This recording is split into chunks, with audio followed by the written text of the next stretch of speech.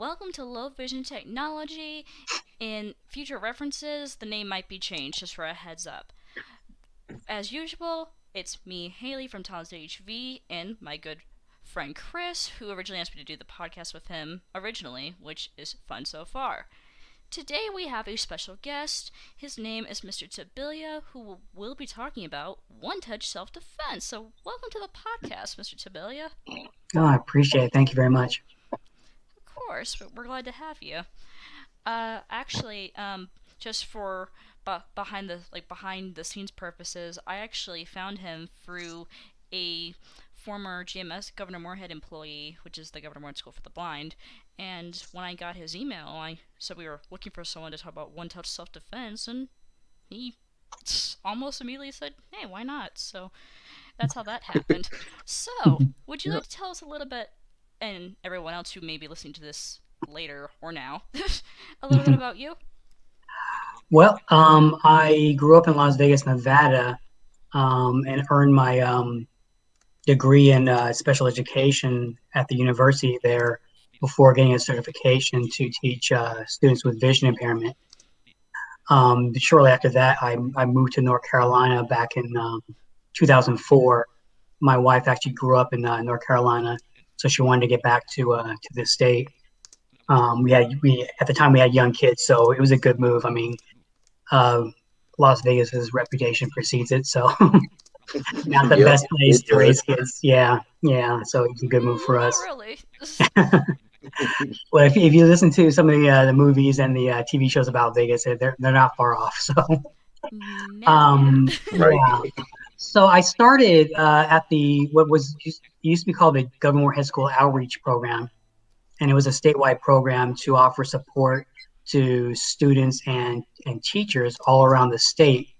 That program got folded over into the DPI EC Exceptional Children Division, and basically I became a bureaucrat in 2010 with having to wear a suit and tie every day. And those were not the best times for me professionally. It was kind of a drag. So that's the reason why, Haley, some of us keep going back and forth. The uniform dress codes. Well, yeah, professional satisfaction. So I went back to GMS, taught little preschool, and then I went to the adult rehab program, where I met Janet, who you referenced earlier. Okay. And then I went back to Governor Moorhead School K-12 program to teach orientation mobility, which I've been doing for about 2.5 years now. But in terms of self-defense, I have a black belt in Taekwondo. I earned back in, I guess, 93, a long time ago. I'm out of practice, but I still remember, some things that, that are important to our conversation about one touch. Okay. He has a black belt. Don't mess with him. For real? I mean, goodness me. Oh my. I use it for good. I was about to good for good, not for vengeance. Yeah. Exactly. I was about to say I'd rather have you as a bodyguard than an enemy. Yeah. So we're both curious, especially. How did you get into Taekwondo? Well, I kind of fell into it. A colleague at work when I was in Las Vegas, and I was probably, I guess, 22, and he was earning his second degree black belt. And if you know anything about martial arts, to move up in the ranks, you earn your black belt, but that's only the beginning. That's kind of like a foundational thing. And from there, if you want to earn more of a rank, like a second degree, third degree, you have to prove that you can be a teacher, right? Prove that you can be an instructor. Right. So his mission was to form a class and have students so he could earn his second degree black belt. And one of his friends was in the same situation. So it was basically the two of them as our instructors and about 6 people who started out. And within a year, I was the only one left. So, that's where some perseverance and grit comes in to play. But I actually earned my black belt we traveled to Philadelphia to our master instructor, their master instructor, his hometown, and I was we visited a few schools that he used to teach at, and so part of the testing was working out and sparring with those guys. Um, and the week before that, they put me through a pretty heavy workout, like Mm-hmm. on a big concrete wall, for balance, doing Mm-hmm. techniques on a wall, so you don't, testing your balance and see if you're gonna fall down or not. But Right. or at the end of a diving board, in front of a pool. So, and then they put me through a lot of trials, and it was like in a garage with a carpet, and my feet were blistered. And so I traveled to Philadelphia with blistered feet, having to take this test for this week long test for earning my black belt. And it was just I mean, it was on one hand kind of miserable, but on the other hand satisfying to know I could get through that, and Right. Goodness reach a me. goal, right? So that's how I got into Taekwondo. I mean, I'd always been interested in martial arts, growing up, watching some of the kung fu movies and Bruce Lee, growing up with Bruce Lee, but I Oh, oh yeah. never, yeah, yeah, I never took the opportunity to learn, and so this opportunity kind of fell into my lap, and I took advantage of it fully. So I think I got more out of it than you know than the Right. I think I just got so much out of it. You just can't repay your instructors with what they give you in terms of an experience. So I look back on those times very fondly. Hmm. Like I said before, I don't think anyone wants to Hmm. mess with you. Well, I I'm a nice mean, guy. I'm a nice guy. I mean, I'm a pushover. No.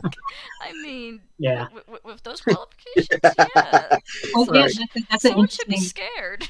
Well, yeah, you definitely don't have to be scared. But that's the interesting thing that kind of brings up is you never know who the other person is across from you. You never know who has expert skills in fighting or weapons or whatever. And so, That's true. yeah, I learned really early on that don't judge people and try to mess around with people just because you think you can mess around with them or bully them or treat them badly because you never know what someone else has in terms of a skill set. Um, Right. and it can get you in trouble. So, Yep. So basically, the most important lesson to take from Taekwondo or any martial arts is self discipline and self respect oh yeah, and respect definitely. for others. Definitely. The best defense is avoid a conflict, right? Yes. Yeah. Yep. Exactly. Actually, fun fact, speaking of Taekwondo, before I lost my vision in 2008, I actually took Taekwondo myself. And Is that right? yeah, I actually did. It was very Cool. fun. Unfortunately, Hmm. I only got up to a yellow belt because after that, that's Hmm. when I lost my vision. So, Well, you could continue on, but the instructor would have needed to know certain things about how to provide the instruction. And Hmm. we'll probably talk a little more about that when we talk about one touch. yeah. Okay. I was very sad about that though, because I had fun with it. Mhm. So, Well, there's no reason why you can't learn self-defense and then graduate to something else. You know, yeah. because I mean, there's so many different forms of martial arts. You should always feel like you're in a position to learn. No one should feel like they know it all. As soon as you feel like that way, that's when Hmm. you step in it, right? Yes. Yeah. That's when you start. That's when you start to see the failures and the doubt creep in. Yeah, yeah. Sometimes Right. the failures will kind of meet you head on, and it can be kind of embarrassing. Hmm. You think so much of yourself, and then you find out, oh, okay, I guess I still have a lot to learn. Right. You would think, 'Cause- oh, I thought I right. knew a lot than I did, but I guess not. So, Right, right. Right. uh, Because with I didn't as I was growing up being visually impaired, I never got to learn Braille. But as I got into the ABLE program, I'm now Mhm. into doing the Hadley Braille program and getting into Braille literacy too. Cool, cool. Miriam's great. Miss Miriam, Yes, she is. she's the She's best. she was awesome. Yeah, she's the best. who is Miss Miriam again? Miss Miriam Dixon. She's the Braille teacher over Miss there at Dixon. Oh, yeah, that's right. I always yeah. keep forgetting her Yep. first name because I had actually had her for Braille and Braille technology in the Savvy program, which is a camp for blind and visually Uh-huh. impaired high schoolers back in 2015-16. Well, All right. 2015 because 16 I did the work program. Yeah. Before we continue, I Gotcha. want to acknowledge someone in the chat. Our friend Blind Toes is here. He is waving his Wow. toes high. He always does that. Oh, What's up? Blind Toes. And then he also says, "Don't mind me, just creeping around in the chat." You're supposed to be waving your toes, not being a creep, Blind Toes. Get your facts straight. No, I'm just kidding. No. So the chat. Can we see the chats, or they just Yeah, Yeah, you should be able to. You should be able to. It's at the let bottom me of the see. screen. Oh, okay, I got Yeah. it now. Yep. All right. So, Got it. Okay. blind Toes, if you want to ask your famous question that you ask everybody else, Okay. it's related to a pie. No, no. He knows what I'm talking about. If you want All to right. ask that question eventually in the chat, you could say so. Okay.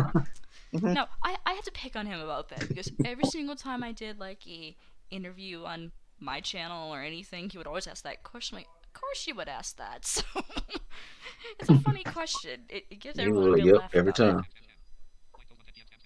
Spam, spam, Yep. spam. Okay, cool. So, speaking of one-touch self-defense, how did you get introduced to it? Because you said you did Mhm. Taekwondo, like Mhm. since you were a kid and stuff. So, how did you get introduced to one-touch specifically? Yeah. Well, I was lucky enough in my position with DPI in the EC division to be able to go to conferences on a national level. And I went to a conference in Hmm. Arkansas. It was for the professional organization for teachers of the vision impaired, orientation mobility specialists, and the such. Um, and I was at a poster session, and that's where I met Stephen Nichols, who created One Touch, and he had a poster session. He was talking all about it, and he had some flyers, and I really didn't think much about it at the time, um, Hmm. because there was so much going on at the conference.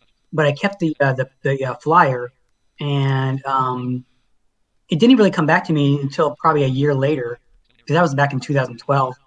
But I was already impressed by some of the things he was talking about in terms of how it's different from some of the other attempts at self defense for the blind. Um, so it so happened that I was organizing a sports camp over there at Camp Dogwood, and we were looking for programming, Ah, and so I said, you know what, self defense for the blind would be really cool to learn. mhm. And Yep. I took a look at his flyer again, and they offered training opportunities for coaches. And so I contacted his secretary, found out when they were doing the training, got approval, and traveled to Iowa, little town in Iowa, nothing around there. Um, and I got the certification for coaching. It was probably over 2.5 days of training. It was pretty cool. It was pretty intense. I mean, learning these different methods that were different from what I learned with Taekwondo in terms of how to provide instruction. Um, but then I came back to North Carolina and I applied what I learned to the sports camp by offering it to our campers um, Hmm. for the few years I was operating that camp. Um, yeah, so that's how I came to it. I got lucky, saw it at a conference, and kept the information, and was able to take advantage of it by getting the training and using it functionally by providing coaching to my campers. And so, for the campers, it's a totally unique experience for them. They were never exposed to self defense or martial arts, and so when you get exposed to those kind of activities, um, Hmm. sometimes it could build confidence in person because they see themselves in a different light. They see the possibilities, you know, Yep. and so that's what we were I getting from understand that. it. Yeah, that's what we're getting from it. And the whole sports camp was built around that anyways, but I noticed with self-defense it was a little different because it was such a unique offering, because I mean a lot of sports camp you get goal ball, you'll get track and field kind of things. You'll get beep baseball, beep kickball. I'm sorry. Um, Mm-hmm. but the whole self defense was a different angle for the kids, and it was really cool to see the changes, in their confidence, and see the looks in their faces when they realize that they have a lot of power, and in terms of saying what is going to happen to them, who's going to Right. tackle them, who's going to help them, and being able to um, you know gracefully not accept assistance, but at the same time be in a position to um, use a release technique if someone's insisting on grabbing you and taking you across the street, right? Mm-hmm. So yeah, those are Right. part of the techniques we learn. Because, like I said before, you want to avoid confrontation, you want to de-escalate situations, but you also want to be in Mm-hmm. a position and have the knowledge and skills to be able to protect yourself if the person insists for whatever reason, whether it's because they think it's the noble thing to do, or because they're a jerk and they know better, right? They think they know better. Uh, Right. so yeah, that was it was cool to empower the students that way. And as a teacher for the vision impaired and orientation mobility instructor, we talk about empowerment a lot, and you probably heard about that during your time with Savvy or with TSB about Many Yes. times. yeah, Yes. Yeah. yeah. And when you're young, you may not necessarily think about it too much, but when you get older, you start to realize how important that is, how important it is to empower yourself, to have the confidence in yourself to accomplish things that maybe other people Right. don't think you're able, to do. Or sometimes you're the worst enemy is yourself, right? Right. Yep. You got to battle yourself Exactly. Yeah. and your own confidence, and that was I see self defense as one step, for one factor for a person who's looking Mm-hmm. to improve their confidence and Mm-hmm. and increase their empowerment. So yeah, that's why One Touch has been such a big deal for me ever since I got the coaching certification. So Very fascinating. Now, I yes, it is. believe it or not, like when I was younger, I would always think classes like one touch self defense Hmm. or bullying, self advocacy, or anything else because I hear it so many times. Yeah. And of course, when I was younger, I thought it was so boring. But now, as I have gotten older, I realize that's very valuable to me, which It is, it Yeah. is. Uh, Blind Toes in the chat and it's asks, much needed. "Hmm, it broke And up. it's I Sorry." said it's much needed. I said it's much needed information too because a lot of blind and visually impaired people don't know how to defend themselves from attackers or people bullying them and stuff like that. Yeah. Uh, Blind Toes ask, "What is a good starter bow staff?" I don't have a good response to that. I learned very basic techniques with a bow and nunchucks. I really didn't take it much further than that. I didn't do a whole lot of weapons training. That's a whole other Mm-hmm. angle that you can devote a lifetime to. Mm-hmm. Besides just the martial arts techniques. So I mean, there are a ton of good martial arts vendors that you can find online. Gosh, Mm-hmm. I'm just forgetting off the tip of my tongue because I haven't purchased this kind of stuff in a long time, because I haven't practiced in a long time. But there are a ton of good martial arts vendors online that you can find, and Right. you buy a staff, you try it out and see how it works for you. You want the balance, you want it to feel good in your hands, um, and you want to consider what you're using it for. I mean, if you're just using it for learning techniques, that's one thing. If you want to use it to hit a bag or hit a tree or that kind of thing, you might want to get something that's a little more durable. Right. So you have to take those things into consideration. But just a nice wood staff that has good balance for you, it's a good length for your height, is probably a consideration.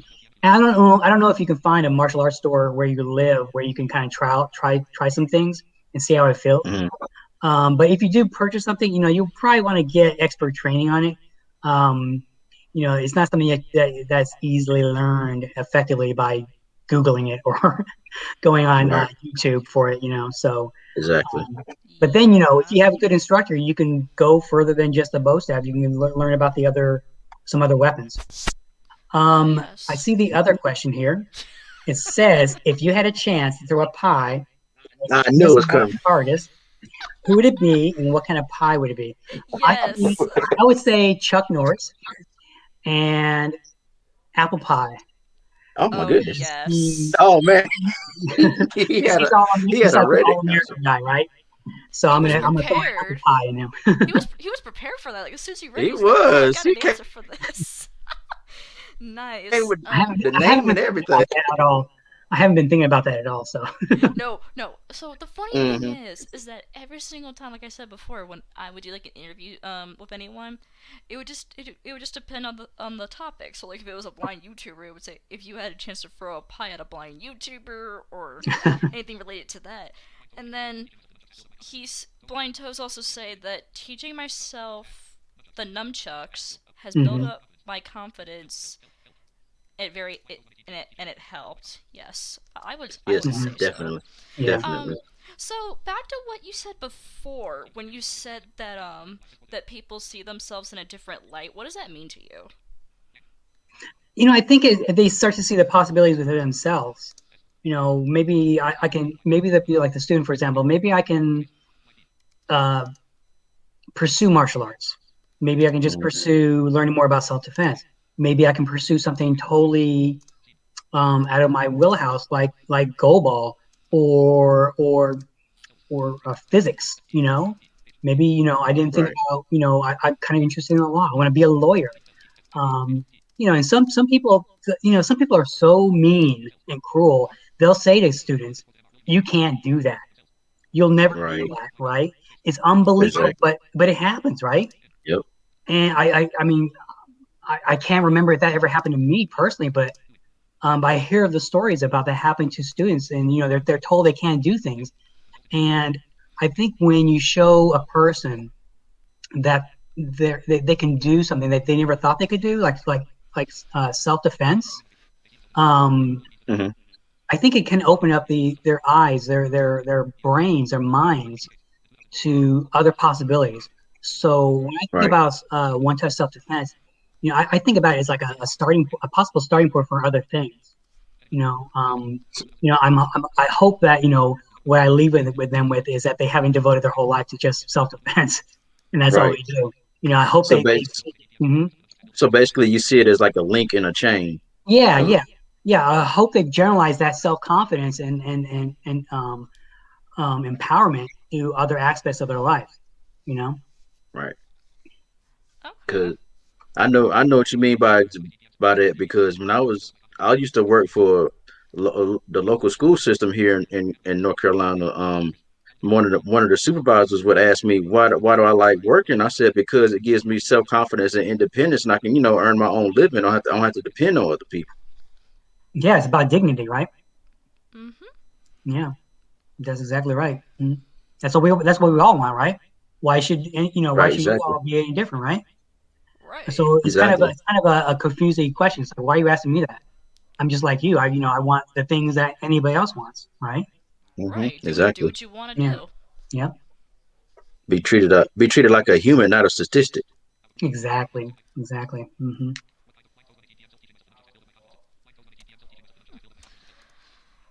Cool. So is there anything based on one touch self defense or anything hmm that you may know that you want people to know that's very important to you?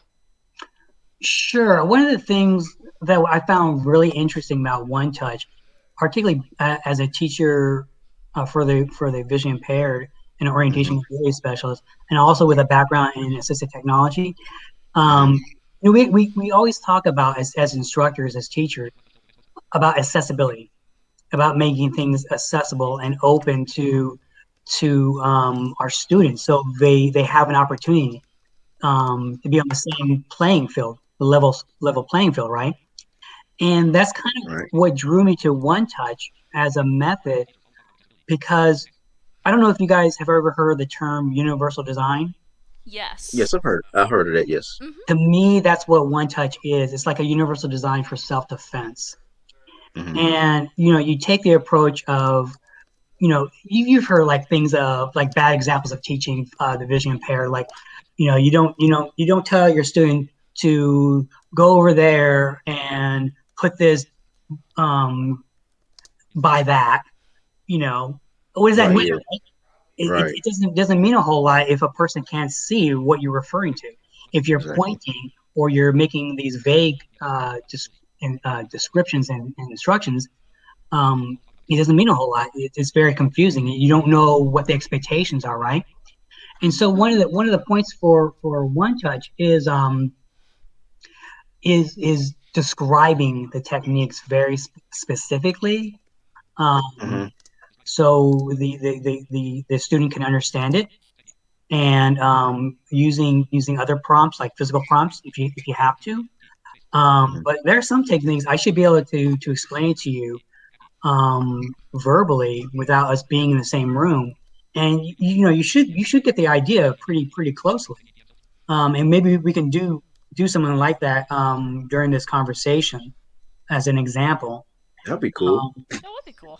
yeah, so it's the accessibility aspect of it is key, and some of the teaching strategies Hmm. incorporate that, so it makes the self defense instruction accessible and easily understood by the student.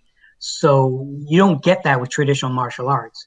You don't get that with traditional self-defense, and that's the whole reason why Mr. Stephen Nichols started the program, because that was his Hmm. experience. He had 25 years of experience as a martial arts expert teaching the police and military in London, in Europe, and he was Wow. asked to teach. He was asked to teach a group of blind adults Hmm. self-defense, and he went in there with the bravado and confidence. Hey, I've been doing this for years, teaching military and tough guys in the police, about self-defense. This is going to be easy. And he went away from that experience very humbled, because he wasn't able to get across what he was wanting to teach, because he didn't have the tools, he didn't have the Right. understanding, he didn't Right. have the experience of being around vision impaired people, and just knowing about some of their accessibility needs, some of their accommodations, um, and just understanding, like we all say, people just want to be treated um, as human beings. We don't want to be treated as a Right. statistic or a stereotype. And he all these things just came rushing to him, and he just became really devoted to One Touch, and he actually moved from London to America because the opportunities in America to spread this around were greater. And so Wow. yeah, he made that commitment back, I guess, 2010, 11, or 12. Well, actually Hmm. 2010 probably. So yeah, he's been doing this for at least a decade. um so yeah, so that's the whole point of One Touch, to make it accessible for this unique Hmm. population, um, so they can have the same opportunities. And just as an example, this is one of the first things I teach students, and I think you guys will get it really quickly. So just imagine a telephone keypad, just the Hmm. numbers one through nine. Okay, Mhm. so Uh-huh. what's the top? What's on the top? 1 through 3 usually. 3. Yeah. Yep. What's in the middle? Going Four, from five, left to right. 6, What's in the bottom? 4, 5, 6, Mm-hmm. 7, 8, 9. and Sure. then What's the star center? zero pound. Well, yeah. Don't worry about those. It's just Okay. one. Yeah, just one through nine. Okay. And so Okay. Right. what's the center? What's the center? 5. Yeah. So you are five. You are the center. Okay. And Mhm. Okay. everything else is in relative position to you as number five, right? So if I Mhm. Right. if I ask you if you're standing up, and you may want to just go ahead and stand up and just give yourself a little space, if you don't mind. All right. Let me You mind see. doing that, Haley? Hang on. All right. So just stand up. You don't need a whole lot of Mhm. space, just enough space to take a step in front and a step behind. Okay. So Okay. so remember again, you're number five, right? Right. Yep. So I'm going to ask you to put your left foot on number 1. Mm-hmm. Okay. Now go back to 5. Put your right foot on All number right. 3. Okay. Okay. Go back to 5. Yep. Now All right. with this next one, you gotta watch out for your balance and your stability. I want you to Okay. put your left foot on number 2. Okay, you notice how that can possibly give you throw you off balance a little bit. Yep. Yeah, I So noticed that. Yep. you want to kick it off a little bit and not a little bit to the side from center. Okay, so you have Okay. stability. All right, because there are some All right. techniques that you need to step directly in front of you, but you never want to really cross your feet because that's when Right. you lose your balance, right? So Right. you guys get the picture, right, in terms of step patterns, right? Yep. Yes. I do. So that's partially how we provide instruction in terms of asking our students to do a certain technique and what the stepping technique would be. All right, you can just That's relax cool. there. Yeah, yeah, it's That so is simple, cool. right? It's such a simple concept, right? And And so yeah, so it's totally easy. And so what I do, I teach my students that, and we don't go over it ad nauseum, because the mhm. concept is so simple. I can just teach them and ask them to practice taking those steps on their own, imagining their foot going to 7 or to 8 or to Right. 9, or to 4 or 5, whatever. But asking them to think about their balance, think about their stability. And then when you get that balance and stability, you make that the habit because you never want to practice a bad habit, right? Right. No, you do If you're not. practicing a bad habit that gets you off balance, when you need to use that technique, you're going to be at a disadvantage, right? Yeah. Yeah. Exactly. Mm-hmm. So that technique is called 1 step. All right, that's called 1 step. Uh, And basically, the idea is you don't want to take more than 1 step to do a technique because it complicates things, and mhm. also it may throw you off in your orientation. Say, for example, you're getting ready to cross the street, and someone Mhm. tries to grab your wrist or your elbow to help you across the street. They're not necessarily a threat, but they could throw you off in terms of your orientation if you don't maintain that. And the best way to maintain that is to take only 1 step to do the technique. If you're taking multiple steps, again, you may like kind of lose where your bearings are, right? Right. Let's see this Right. concept. Got you. Yeah, I'm just reading some of the stuff. Blind Toes is saying. Yeah, exactly. It's simple but hard to master in the sense that you need to practice. Right. Anything that you want to get good at, you have to practice. It doesn't matter what it is.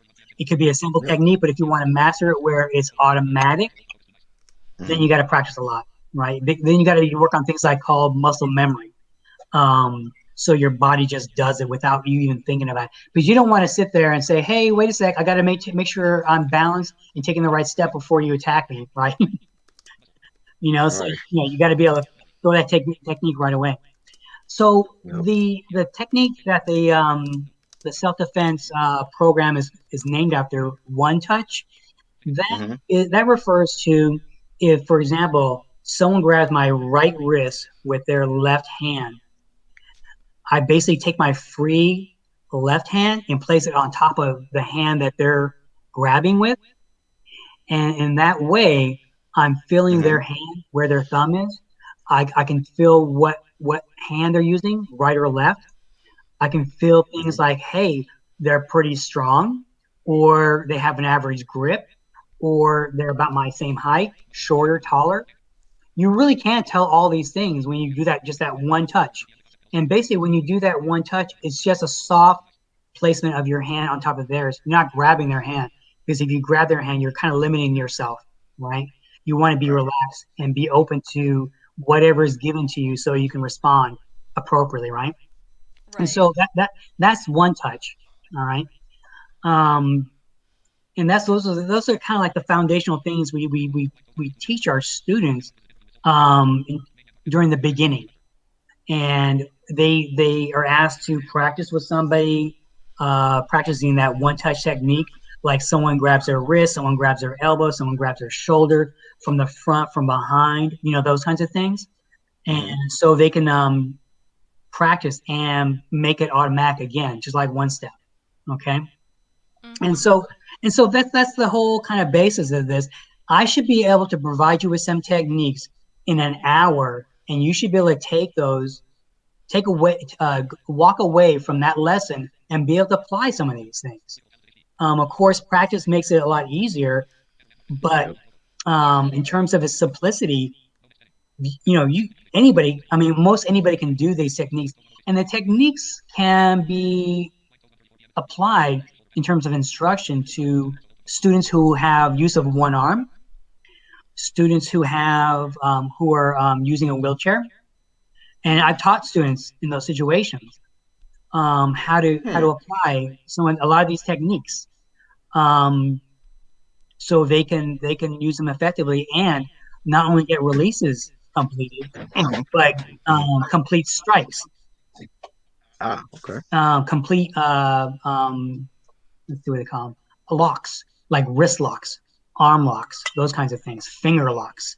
Do you know what? You guys know what I'm talking about with locks? Yes. Yes. Okay. Yeah. If someone's listening and they don't understand what locks are, that's basically you positioning the joint in such a way that's not designed, and that causes a lot of nerve pain. Yeah. Like somewhat dealing with the pressure points in the body. Just It's not. somewhat. Yeah. It's not. Pressure points are on like the musculature of your body. The locks are applied to joints in your body, like your elbow joint, your wrist joint, your finger joints, those kinds of things, right? Even your shoulder joint. And so, yeah. So the thing is, we go over one step first to make sure that they're learning about stability and balance in their techniques. And the other thing that we do with one touch is when you take a step. So imagine you're at 5 and you take a step with your left foot to number 1. So your left foot is forward. Your right foot is still at number 5, so it's back, right? Yes. Right. And so what you do with your hands, you put your hands up at head level, and your hands are matching the same position as your feet. So left foot is forward, left hand's forward. Right foot is back, right hand is back. And with your hands, you're not making a fist. Your hands are open. Your palms are open. They're facing the person you're addressing, right? And why do you think that is? Why do you think someone would want to do that with the other person? Put their hands up in the air, palms facing them, fingers open. Why do you think someone would want to do that?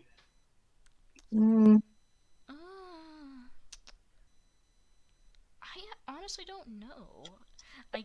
I guess then I can give them like a better chance at try to like avoid the person's reflexes of grabbing them, I guess. Okay, so yeah, you're on the right track, but there are multiple reasons why you want to do this. The first reason, remember we talked about de-escalating? Yes. So when you are in this position and you have a foot backwards and a foot forward, and your hands are in front of you.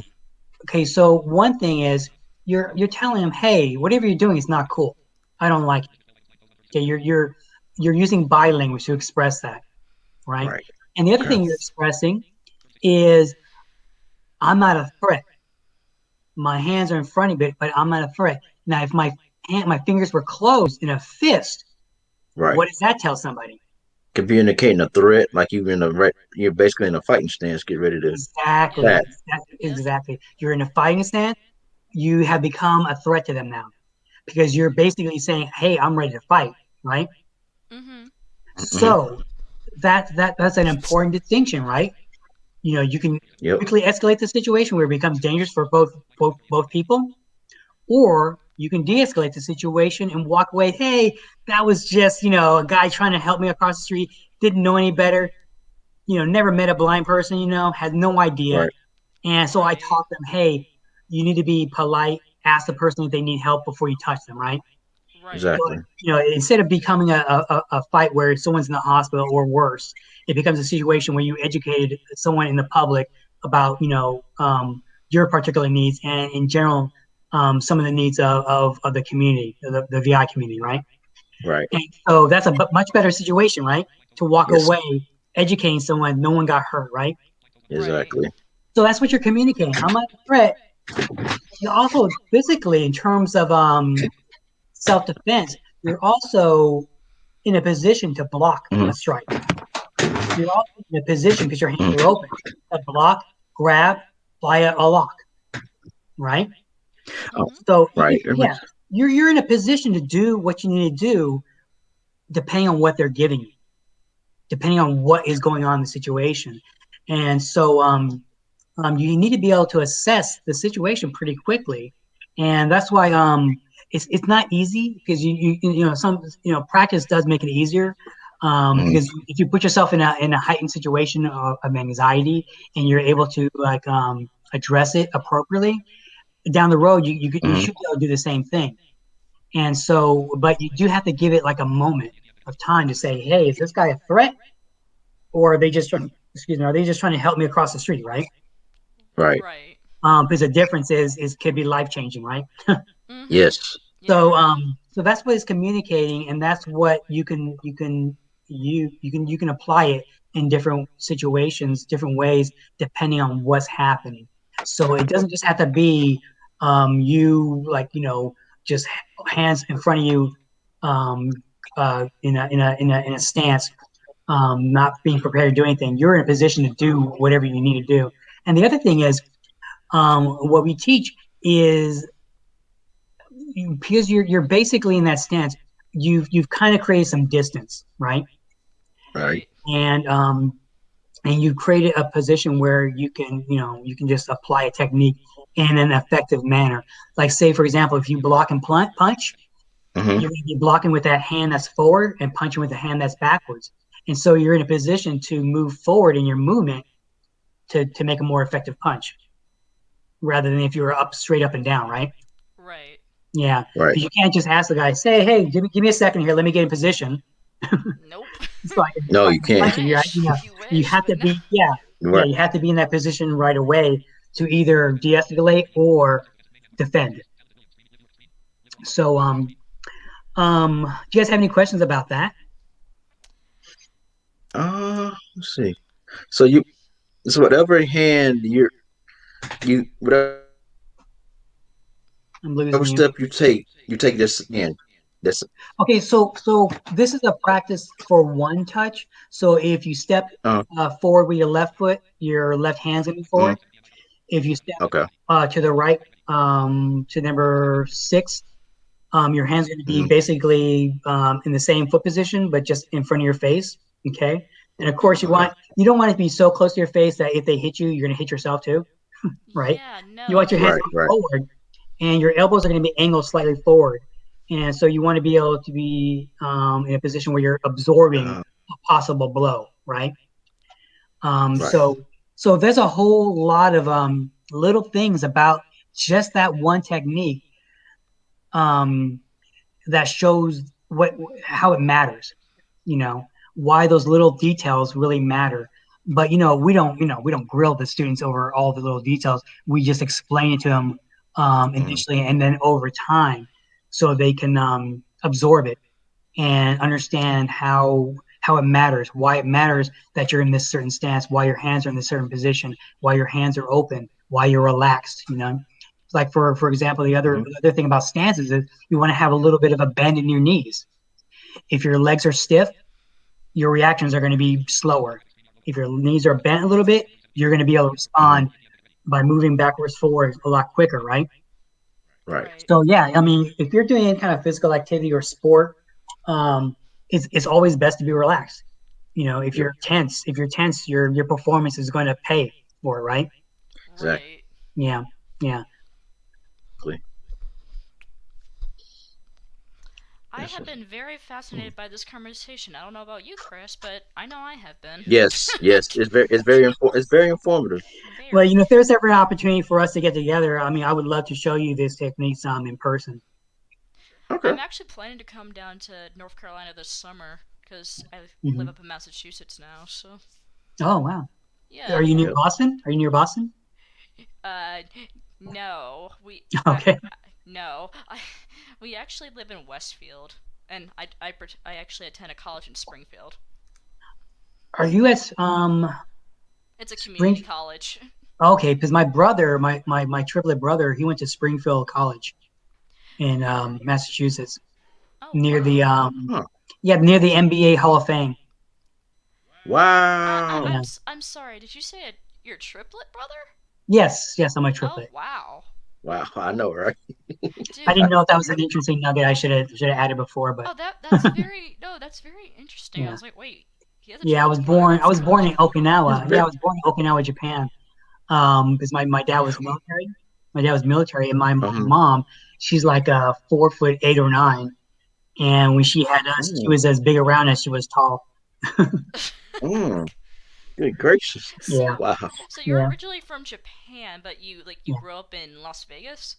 yeah. Because again, my dad was United States Air Force, and so he was stationed out there in Okinawa, where he met my mom. And then Okay. shortly after we were born, we moved back to the States. Wow, Side. that's Yeah, cool. They bought you stateside when you got you. yeah, yeah. That's pretty cool.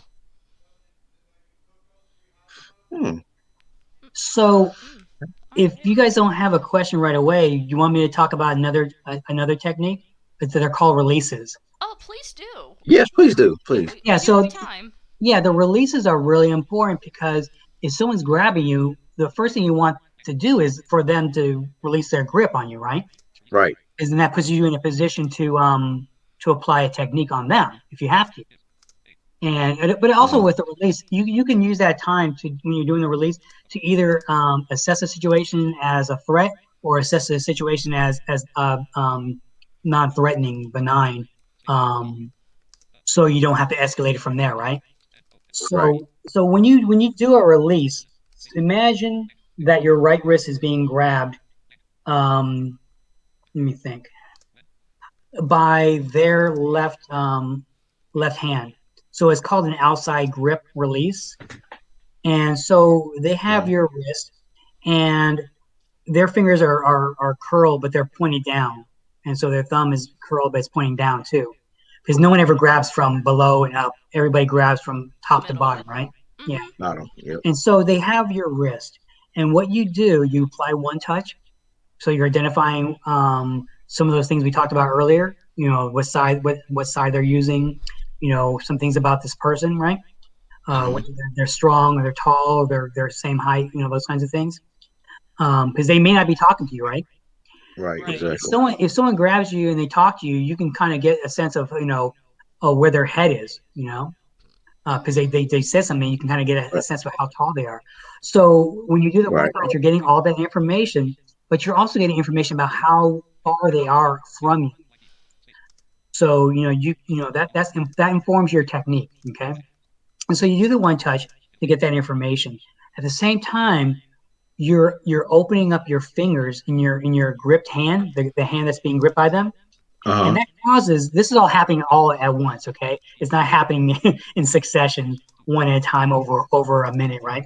It's Right. happening in an instant. So your fingers open up, your hands, your thumb and your fingers open up, and it causes a little bit of a release in their grip, just a bit.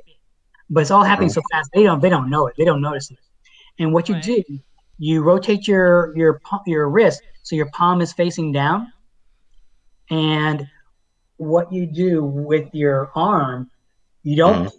you don't pull your arm away, because if you pull your arm, all you're doing is pulling them towards you. Okay? Right. And with a Uh-huh. decent grip, you can't get out of that, right?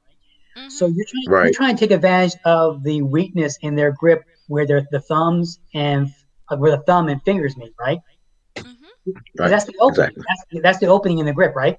So that's the Mm-hmm. weakest part, weakest point. And so what you do, your arm is almost basically straight. You just imagine your arm being straight, and then your arm is horizontal, your arm is straight, and your fingers are opened up, and all you do is bend your elbow, so it's essentially 9 degrees. It was straight, now it's 9 degrees towards you. So you're basically bending your elbow, your thumb is going towards your torso, Uh-huh. and that causes the release. It seems like when I'm talking to you about this, it seems no way, but But it works. but it works. And what you do at the same time is you take a step back with the opposite foot, like the left foot goes to 7. And Ah, so okay. you're also using a little bit of your body weight to force that release. Okay. And Mhm. so, I mean, so there are some other techniques you can use. Ah, okay. If you're dealing with a guy like Shaquille O'Neal, who's 7 foot tall, 300 pounds, Hmm. You Hmm. might apply a strike and a release at the same time to cause that release. Like you're taking your free left hand and Hmm. you're striking their wrist while you do the release. So you're getting opposing forces. Your release, you're pulling in, you're pushing away of their wrist. So you're getting those opposing forces to work in your favor where that weak point is in their grip. Okay. So Ah. you should be able to get out of anybody's grip when you're applying these techniques correctly. And so that's just a simple release.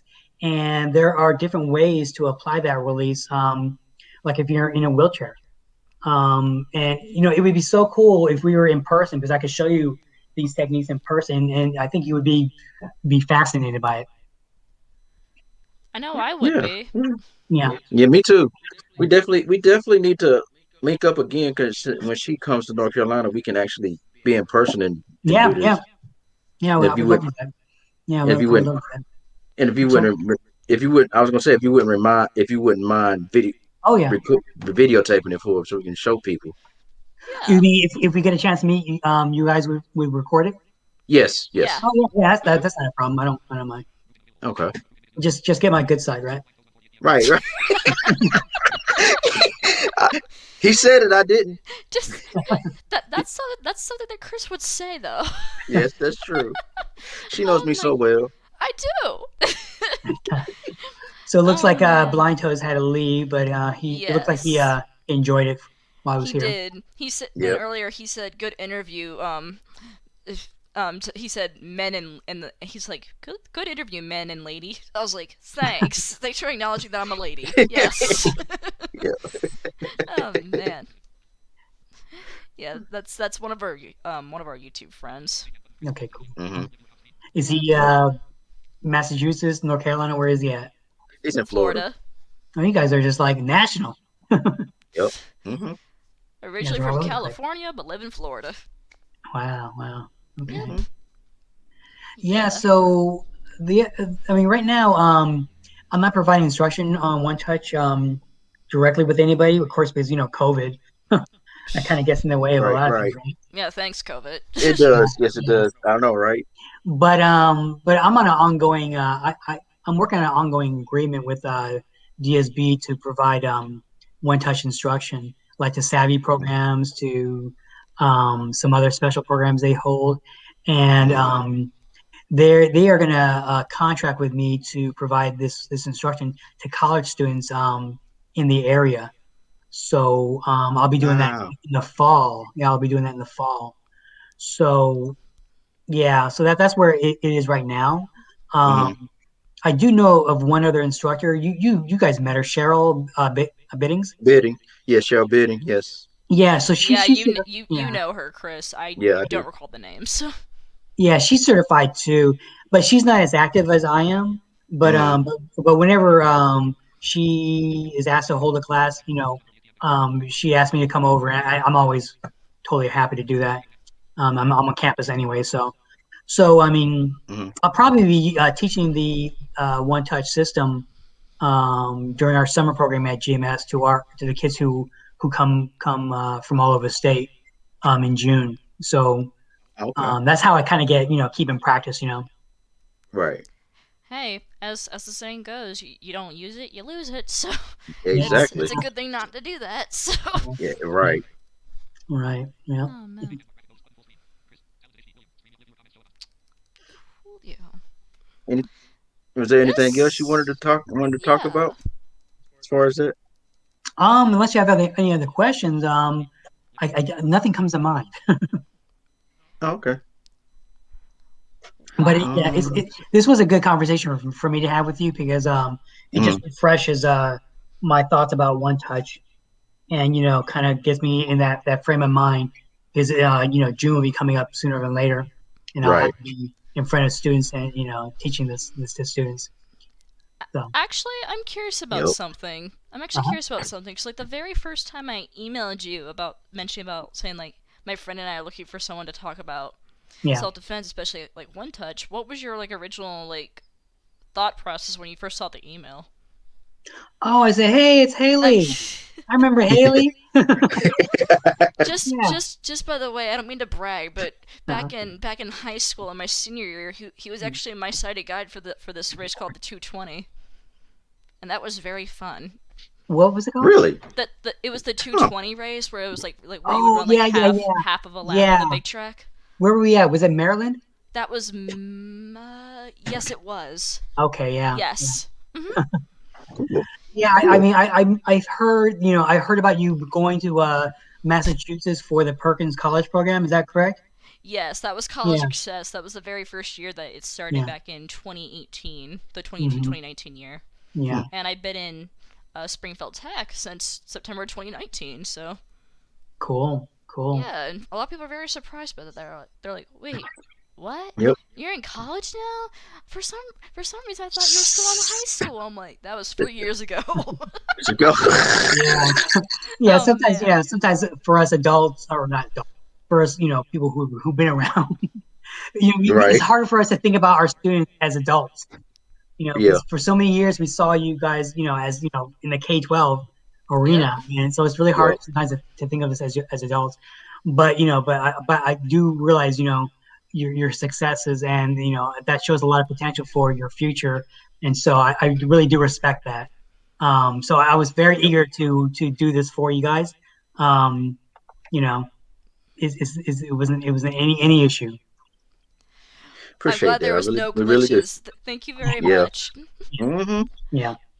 Oh, Cause and also I have a few things to bring up for like announcement wise when we're done with everything. So Hmm.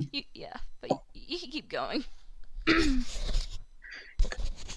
Cause like when you was talking about the releases, Hmm. is you said your arm is at a 90-degree angle, correct?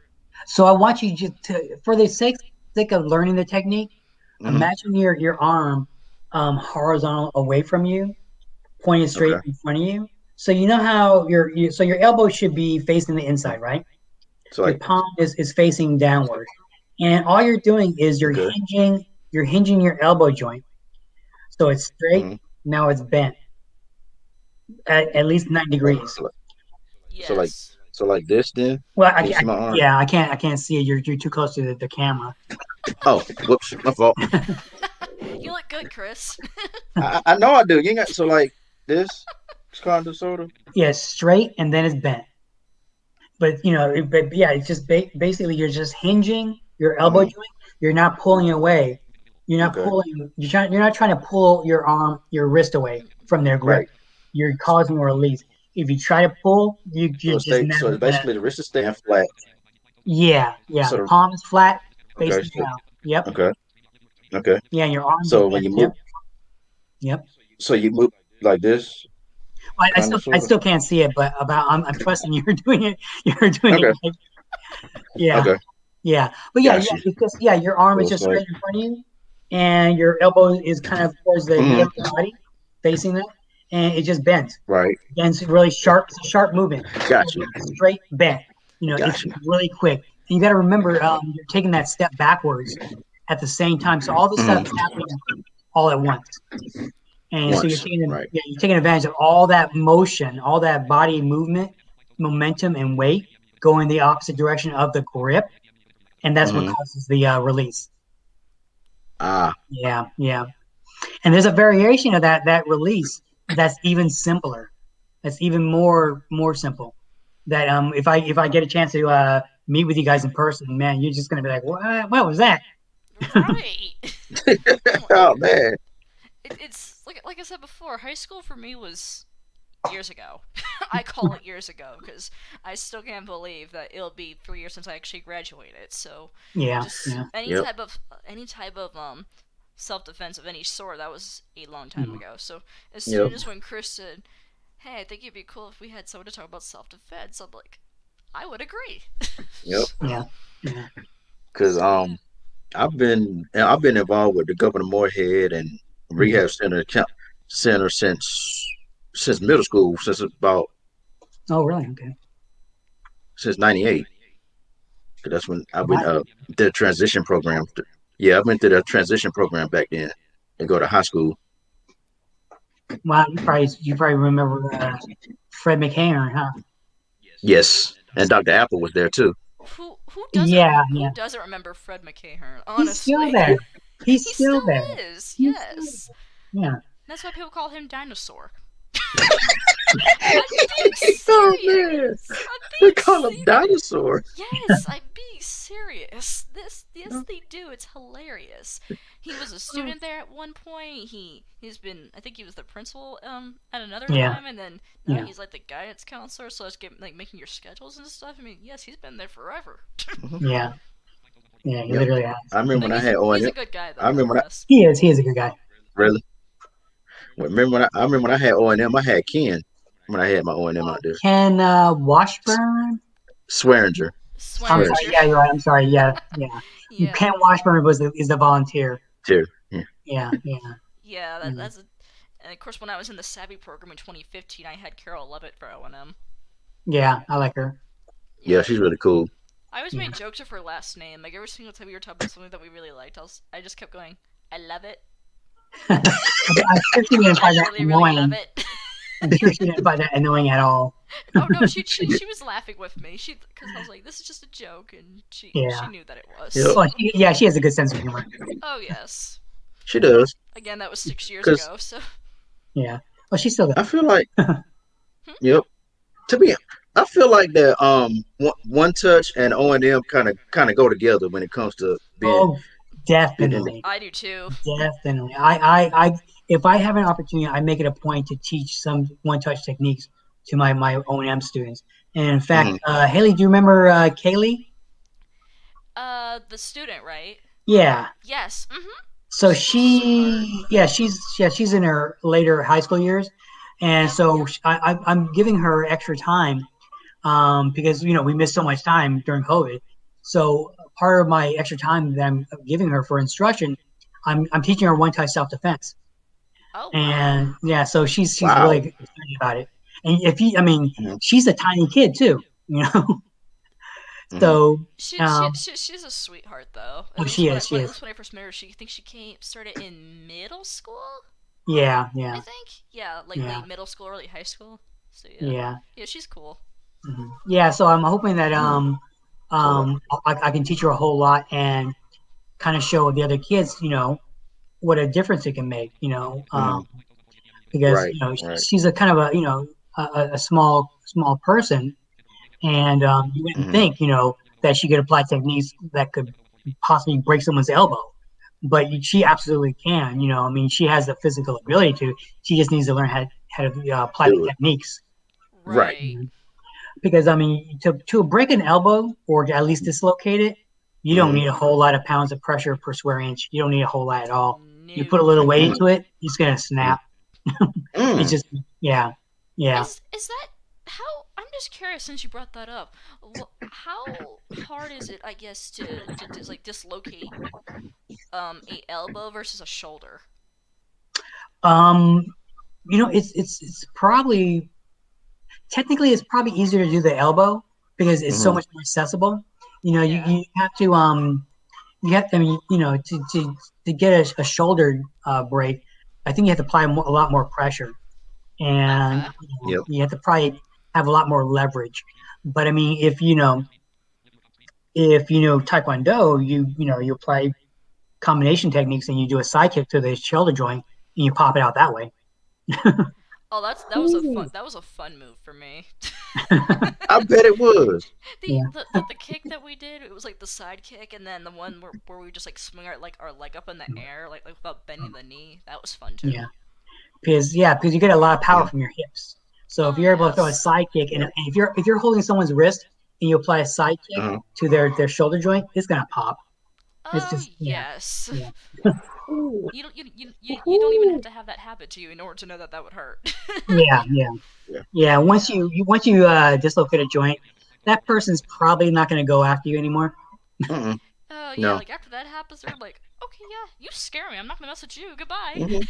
Mhm. Yeah, yeah. Right. So I mean, And some of the things. they'll forget all about me.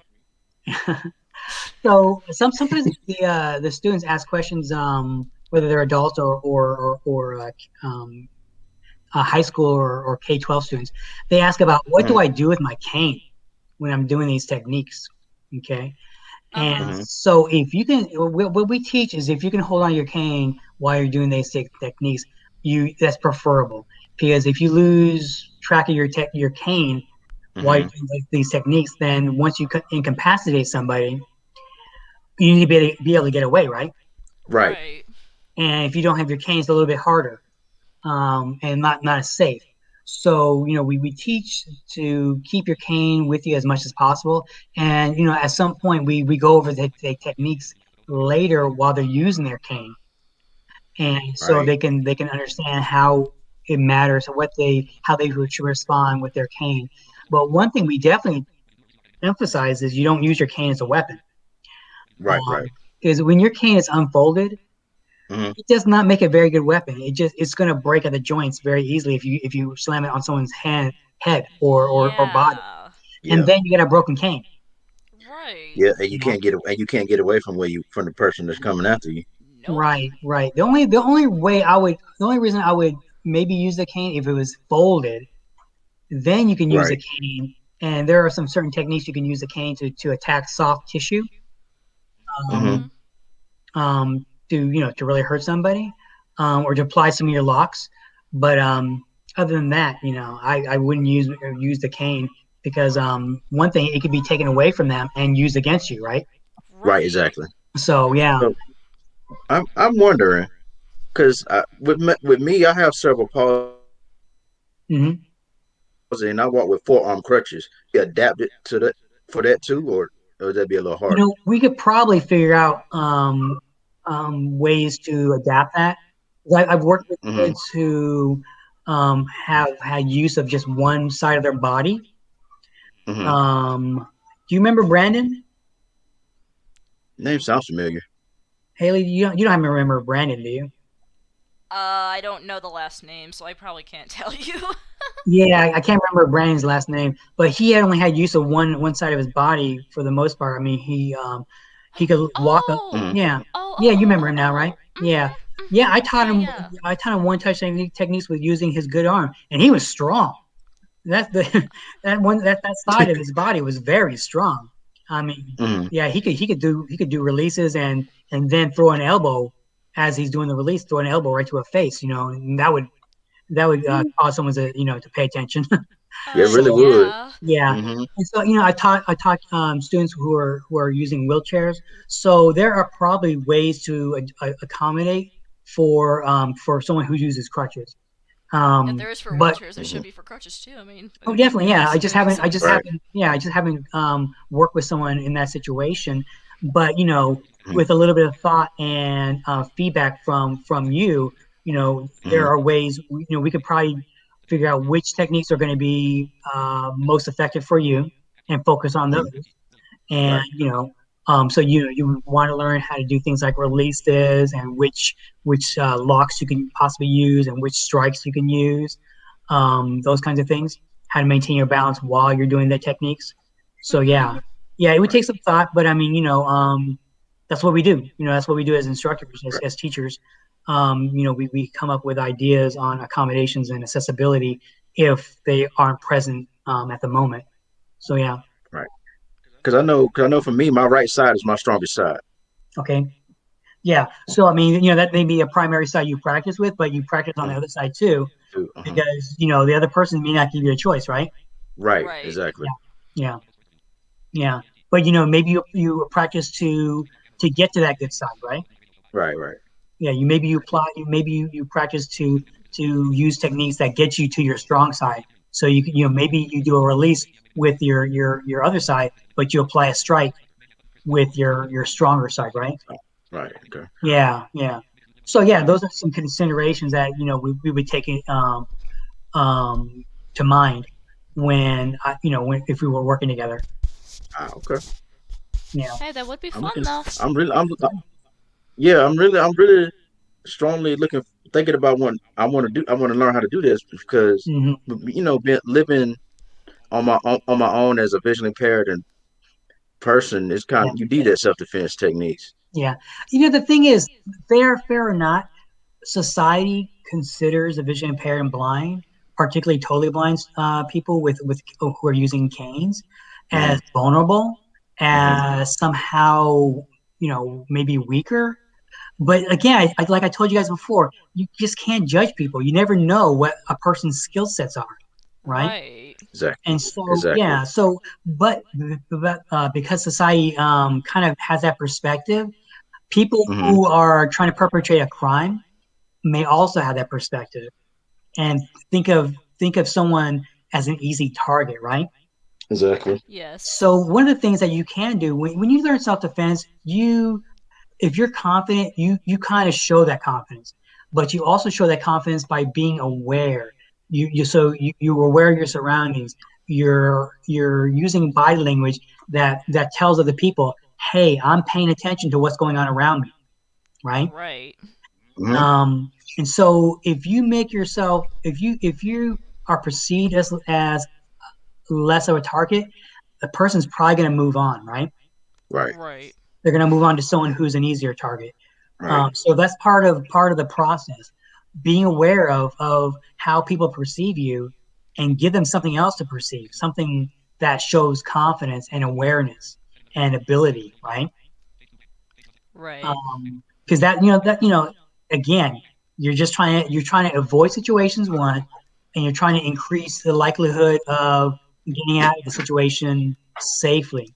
Because you guys Mm-hmm. know that nothing's 100%, right?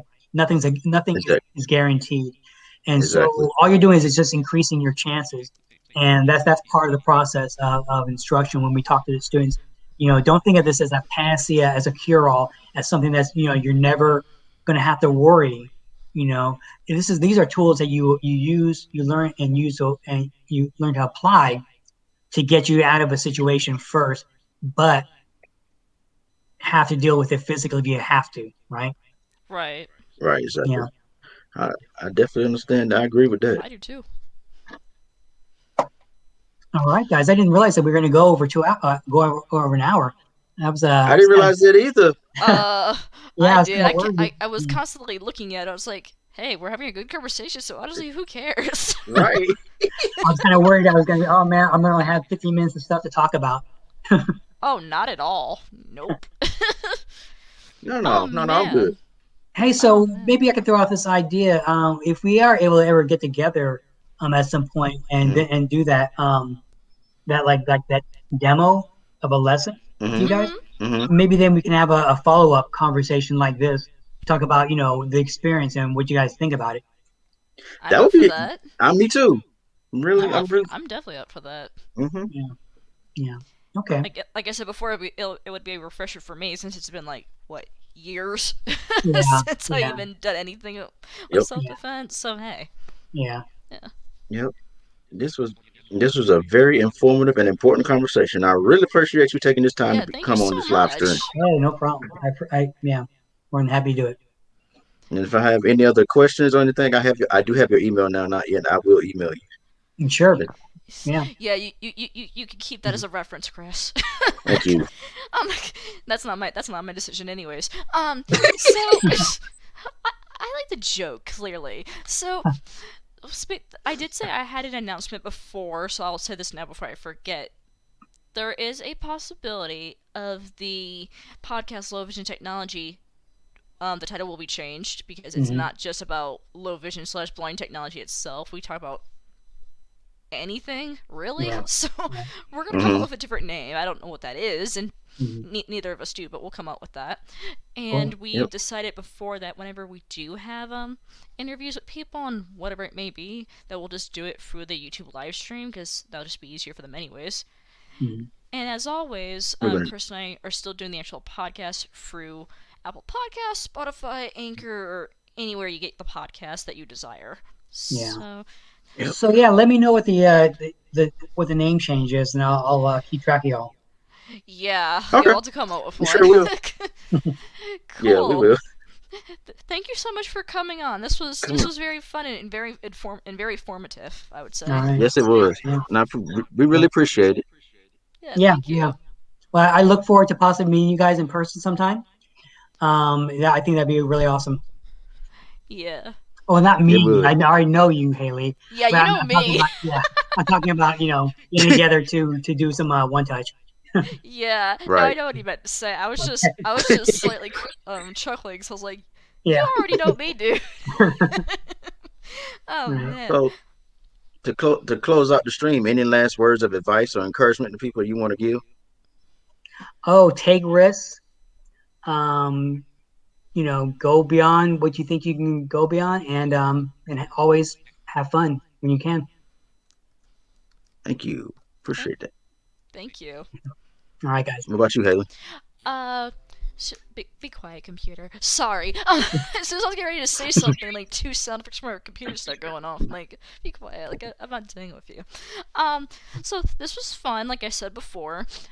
Uh, and Chris, I just want to confirm this on here too, because we mentioned this before we even started the stream. Okay. Don't I think we both agreed that doing the podcast, whether no matter which format it is, the regular podcast or the live stream or whatever it may be, that it'd be easier just to do it every Saturday. Because even though we did say every other, it seems like we're doing it every Saturday anyways. So Saturday. It does seem it like that. Yeah. does. So Yep. and plus during like Sunday through Friday, we can come up with ideas anyways. And Yep. so yeah.